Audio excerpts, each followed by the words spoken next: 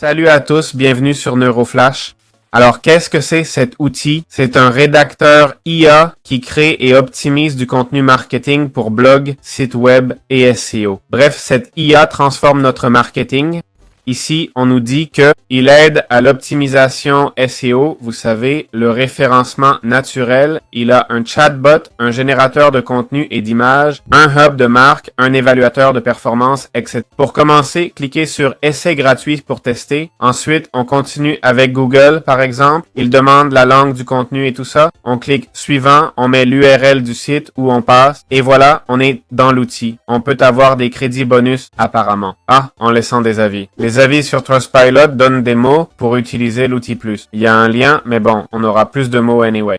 Voilà, on est dans NeuroFlash. Alors, comment utiliser NeuroFlash pour optimiser notre contenu ou créer un article SEO? NeuroFlash offre plein d'options, toutes similaires. Créer un document, un article SEO, vous voyez, des posts sociaux, des images IA, du copywriting, ok, un post LinkedIn. Au final, c'est toujours la même formule, non?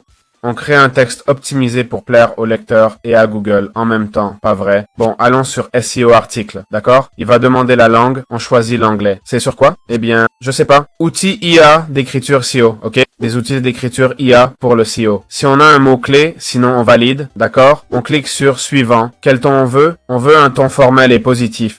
Une voix, c'est tout. Ajouter des connaissances. Si on veut baser notre post sur une base de connaissances, on pourrait, ok? C'est intéressant. On clique sur Suivant. Ajouter plus d'éléments, une image et c'est tout, sans l'option Premium. Et là, ça génère des trucs, ok? Ça nous génère le titre, ok? Améliorer votre contenu, le rôle de l'écriture et des outils d'écriture dans le SEO. Puis, ça nous donne un plan, ok? Où on peut écrire le nôtre. Comme vous voyez, ça utilise déjà des mots, ok? Et ça, ce serait l'intro et plus. Bon, on prend celui-ci, ok? Qui a plus de parties. Et là, notre texte va commencer à se créer, ok? Ça va prendre 30 secondes. On va voir un peu le résultat. Bon, ici, on nous dit qu'on est à court de mots, mais voilà ce que ça a commencé à générer. Waouh, il a presque fait tout l'article pour moi, non? Franchement, ce n'est pas mal du tout. Il a fait cette première partie, vous voyez? Avec l'intro, le deuxième point, le troisième. Pour moi, il y a trop de texte ici. Je ne lirai jamais tout ça. Et ce n'est pas qu'on ne puisse pas tout dire, mais c'est trop direct,